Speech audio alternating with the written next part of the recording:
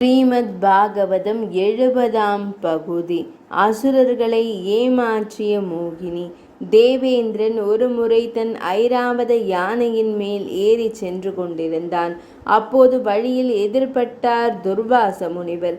தேவேந்திரனை கண்ட துர்வாசர் மிகுந்த ஆனந்தத்துடன் தன் கரத்தில் வைத்திருந்த தாமரை மலர் மாலையை தேவேந்திரனுக்கு பிரியத்துடன் கொடுத்தார்.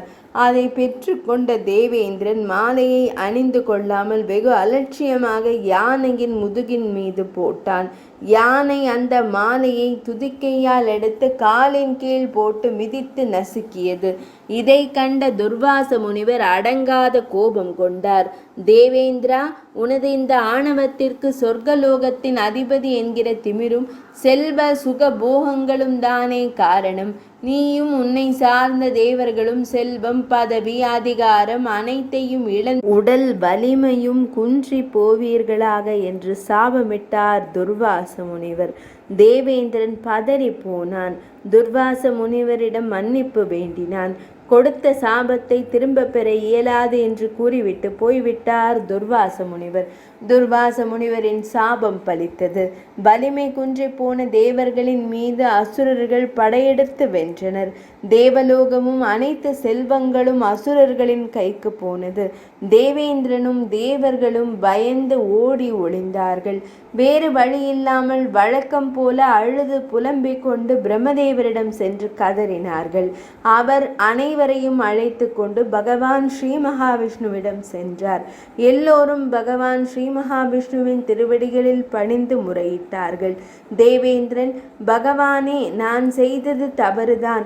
இனி எப்போதும் தபசீலர்களை அவமதிக்க மாட்டேன். எந்த நிலையிலும் ஆணவம் கொள்ள மாட்டேன். எங்களை ரட்சித்து காப்பாற்றுங்கள் பிரபோ என்று வேண்டினான் தேவேந்திரன். தேவேந்திரன் தன் தவறை உணர்ந்து கெஞ்சியதால் பகவான் ஸ்ரீ மகாவிஷ்ணு மனம் இறங்கி, தேவர்களே, நீங்கள் மனம் வருந்தி பயனில்லை.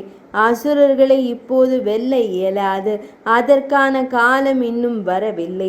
முதலில் துர்வாச முனிவரின் சாபத்தால் இழந்து போன வலிமையை தேவர்கள் அனைவரும் திரும்ப பெற வேண்டும். அதற்கு நீங்கள் திருப்பார்கடலை கடைய வேண்டும்.